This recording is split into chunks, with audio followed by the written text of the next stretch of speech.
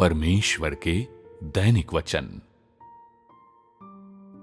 वर्तमान में किए गए कार्य ने अनुग्रह के युग के कार्य को आगे बढ़ाया है, अर्थात समस्त 6000 सालों की प्रबंधन योजना में कार्य आगे बढ़ाया है। यद्यपि अनुग्रह का युग समाप्त हो गया है, किंतु परमेश्वर के कार्य ने आगे प्रगति की है।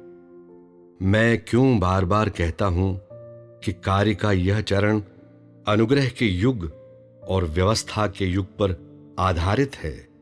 इसका अर्थ है कि आज के दिन का कार्य अनुग्रह के युग में किए गए कार्य की निरंतरता और व्यवस्था के युग में किए कार्य का उत्थान है। तीनों चरण आपस में घनिष्ठता से संबंधित हैं और एक दूसरे से जुड़े हुए हैं। मैं यह भी क्यों कहता हूं कि कार्य का यह चरण यीशु के द्वारा किए गए कार्य पर आधारित है। यदि यह चरण यीशु द्वारा किए गए कार्य पर आधारित न होता तो फिर इस चरण में क्रूसीकरण और पहले किए गए छुटकारे के कार्य को अब भी पूरा किए जाने की आवश्यकता होती। यह अर्थहीन होता। इसलिए ऐसा नहीं है कि कार्य पूरी तरह समाप्त हो चुका है, बल्कि यह कि युग आगे बढ़ गया है और यहां तक कि कार्य पहले से भी अधिक ऊंचा हो गया है। यह कहा जा सकता है कि कार्य का यह चरण व्यवस्था के युग की नींव और यीशु के कार्य की चट्टान पर निर्मित है। कार्य चरण दर चरण निर्मित किया जाता है और यह चरण एक नई शुरुआत नहीं है। सिर्फ तीनों चरणों के कार्य के संयोजन को ही 6000 सालों की प्रबंधन योजना समझा जा सकता है। यह चरण अनुग्रह के युग के कार्य की नींव पर किया जाता है। यदि कार्य के ये दो चरण असंबंधित हैं, तो इस चरण में सलीब पर चढ़ना क्यों नहीं है? मैं मनुष्य के पापों को क्यों नहीं उठाता हूं? मैं पवित्र आत्मा द्वारा गर्भाधान के माध्यम से नहीं आता हूं, ना ही मैं मनुष्य के पापों को उठाने के लिए सलीब पर चढ़ाया जाऊंगा, बल्कि मैं यहां मनुष्य को प्रत्यक्ष रूप से ताड़ना देने के लिए हूं। यदि मैंने सलीब पर चढ़ाए जाने के बाद मनुष्य को ताड़ना नहीं दी और अब मैं पवित्र आत्मा द्वारा गर्भधारण के माध्यम से नहीं आता, तो मैं मनुष्य को ताड़ना देने के योग्य नहीं होता। यह ठीक ठीक इसलिए है क्योंकि मैं यीशु के साथ एक ही हूं, जो प्रत्यक्ष रूप से मनुष्य को ताड़ना देने और उसका न्याय करने के लिए आता हूं। कार्य का यह चरण पूरी तरह से पिछले चरण पर ही निर्मित है। यही कारण है कि सिर्फ ऐसा कार्य ही चरण दर चरण मनुष्य को उद्धार तक ला सकता है। यीशु और मैं एक ही पवित्र आत्मा से आते हैं। यद्यपि हमारी देहों का कोई संबंध नहीं है, किंतु हमारी पवित्र आत्माएं एक ही हैं। यद्यपि हम जो करते हैं और जिस कार्य को हम वहन करते हैं वे एक ही नहीं हैं, तब भी सार रूप में हम सदृश्य हैं। हमारी देहें भिन्न रूप धारण करती हैं और यह ऐसा युग में परिवर्तन और हमारे कार्य की आवश्यकता के कारण है। हमारी सेवकाइयां सदृश्य नहीं हैं। इसलिए जो कार्य हम लाते और जिस स्वभाव को हम मनुष्य पर प्रकट करते हैं वे भी भिन्न हैं। यही कारण है कि आज मनुष्य जो देखता और प्राप्त करता है वह अतीत के असमान है। ऐसा युग में बदलाव के कारण है। यद्यपि उनकी देहों के लिंग और रूप भिन्न भिन्न हैं और यद्यपि वे दोनों एक ही परिवार में नहीं जन्मे थे, उसी समयावधि में तो बिल्कुल नहीं, किंतु उनकी पवित्र आत्माएं एक हैं। यद्यपि उनकी देहें किसी भी तरीके से रक्त या शारीरिक संबंध साझा नहीं करती हैं, किंतु इससे यह इनकार नहीं होता है कि वे भिन्न भिन्न समयावधियों में परमेश्वर के देहधारी शरीर हैं। यह एक निर्विवाद सत्य है कि वे परमेश्वर के देहधारी शरीर हैं। यद्यपि वे एक ही व्यक्ति के वंशज या सामान्य मानव भाषा, एक पुरुष था जिसने यहूदियों की भाषा बोली और दूसरी स्त्री है जो सिर्फ चीनी भाषा बोलती है, को साझा नहीं करते हैं। यह इन्हीं कारणों से है कि उन्हें जो कार्य करना चाहिए उसे वे भिन्न भिन्न देशों में और साथ ही भिन्न भिन्न समयावधियों में करते हैं। इस तथ्य के बावजूद भी वे एक ही पवित्र आत्मा है, एक ही सार को धारण किए हुए हैं। उनकी देहों के बाहरी आवरणों के बीच बिल्कुल भी पूर्ण समानताएं नहीं हैं।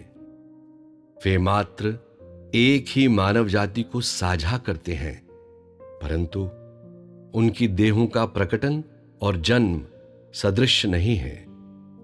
इनका उनके अपने अपने कार्य या मनुष्य के पास उनके बारे में जो ज्ञान है उस पर कोई भी प्रभाव नहीं पड़ता है, क्योंकि आखिरकार वे एक ही पवित्र आत्मा है और कोई भी उन्हें अलग नहीं कर सकता है। यद्यपि वे रक्त द्वारा संबंधित नहीं हैं, किंतु उनका संपूर्ण अस्तित्व उनकी पवित्र आत्माओं के द्वारा निर्देशित होता है, जिसकी वजह से उनकी देह एक ही का वंशज साझा नहीं करने के साथ वे भिन्न भिन्न समयावधियों में भिन्न भिन्न कार्य का उत्तरदायित्व लेते हैं। उसी तरह यहोवा का पवित्र आत्मा यीशु के पवित्र आत्मा का पिता नहीं है, वैसे ही जैसे कि यीशु का पवित्र आत्मा यहोवा के पवित्र आत्मा का पुत्र नहीं है, वे एक ही आत्मा है। ठीक वैसे ही जैसे आज का देहधारी परमेश्वर और यीशु हैं। यद्यपि वे रक्त के द्वारा संबंधित नहीं हैं, वे एक ही हैं। ऐसा इसलिए है क्योंकि उनकी पवित्र आत्माएं एक ही हैं। वह दया और करुणा का और साथ ही धर्मी न्याय का और मनुष्य की ताड़ना का और मनुष्य पर श्राप लाने का कार्य कर सकता है। अंत में वह संसार को नष्ट करने और दुष्टों को सजा देने का कार्य कर सकता है। क्या वह यह सब स्वयं नहीं करता है? क्या यह परमेश्वर की सर्वशक्तिमत्ता नहीं है? वह मनुष्य के लिए व्यवस्था निर्धारित करना और आज्ञाएं जारी करना दोनों कर सकता है और आरंभिक इजरायलियों को पृथ्वी पर अपने जीवन जीने के लिए अगुवाई भी कर सका था और मंदिर और वेदियां बनाने, समस्त इजरायलियों पर शासन करने के लिए उनका मार्गदर्शन कर सका था। अपने अधिकार के कारण वह पृथ्वी पर उनके साथ 2000 वर्षों तक रहा। इजरायलियों ने विद्रोह करने का साहस नहीं किया। सब यहोवा का भय मानते और आज्ञाओं का पालन करते थे। यह सब कार्य उसके अधिकार और उसकी सर्वशक्तिमत्ता की वजह से ही किया जाता था। अनुग्रह के युग में यीशु संपूर्ण पतित मानव जाति, सिर्फ इजरायलियों को नहीं, को छुटकारा दिलाने के लिए आया। उसने मनुष्य के प्रति दया और करुणा दिखाई।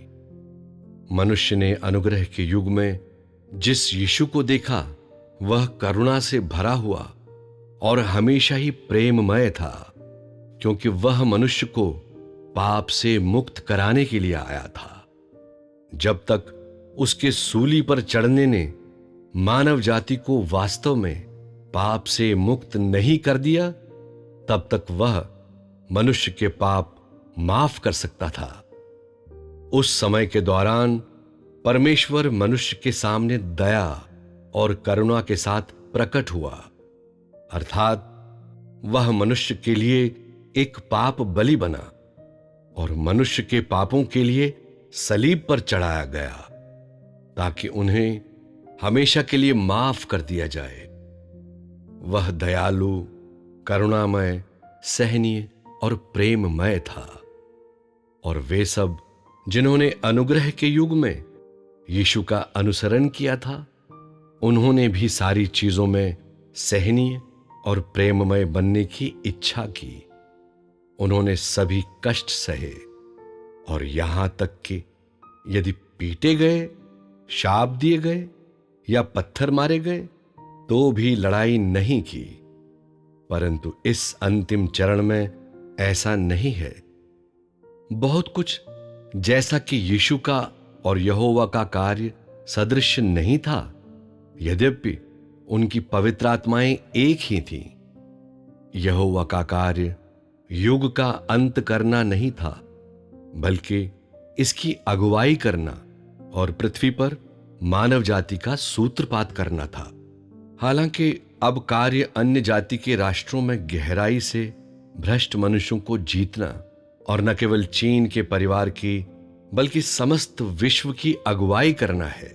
तुम इस कार्य को सिर्फ चीन में ही होते हुए देखते हो, परंतु वास्तव में इसने पहले से ही विदेश में फैलना शुरू कर दिया है। ऐसा क्यों है कि विदेशी बार बार सच्चे मार्ग को खोजते हैं? यह इसलिए है क्योंकि पवित्र आत्मा ने अपना कार्य पहले से ही शुरू कर दिया है और ये वचन अब समस्त विश्व के लोगों की ओर निर्देशित हैं। आधा कार्य पहले से ही हो चुका है। विश्व के सृजन के बाद से परमेश्वर के आत्मा ने इतना महान कार्य किया है। उसने विभिन्न युगों के दौरान और भिन्न भिन्न देशों में भिन्न भिन्न कार्य किए हैं। प्रत्येक युग के लोग उसके भिन्न स्वभाव को देखते हैं, जो कि उस भिन्न कार्य के माध्यम से प्राकृतिक रूप से प्रकट होता है, जिसे वह करता है। वह दया और करुणा से भरा हुआ परमेश्वर है। वह मनुष्य और मनुष्य के चरवाहे के लिए पाप बलि है। फिर भी वह मनुष्य पर न्याय, ताड़ना और श्राप भी है। वह मनुष्य की पृथ्वी पर 2000 साल तक रहने में अगुवाई कर सका और भ्रष्ट मानव जाति को पाप से छुटकारा दिला सका था। और आज वह उस मानव जाति को जीतने में भी सक्षम है जो उसे नहीं जानती है, और उसे अपने प्रभुत्व के अधीन करने में सक्षम है, ताकि सभी पूरी तरह से उसके प्रति समर्पण कर दें। अंत में वह समस्त विश्व में मनुष्यों के अंदर जो कुछ भी अशुद्ध और अधर्मी है उसे जलाकर दूर कर देगा, ताकि उन्हें यह दिखाए कि वह न सिर्फ दया, करुणा, बुद्धि, आश्चर्य और पवित्रता का परमेश्वर है, बल्कि इससे भी अधिक वह एक ऐसा परमेश्वर है जो मनुष्य का न्याय करता है। मानव जाति के बीच बुरों के लिए वह प्रज्वलन, न्याय करने वाला और दंड है। जिन्हें पूर्ण किया जाना है उनके लिए वह क्लेश, शुद्धिकरण और परीक्षण और साथ ही आराम, संपोषण, वचनों की आपूर्ति, व्यवहार करने वाला और कांट छांट है। और जिन्हें अलग कर दिया जाता है उनके लिए वह सजा और साथ ही प्रतिशोध भी है।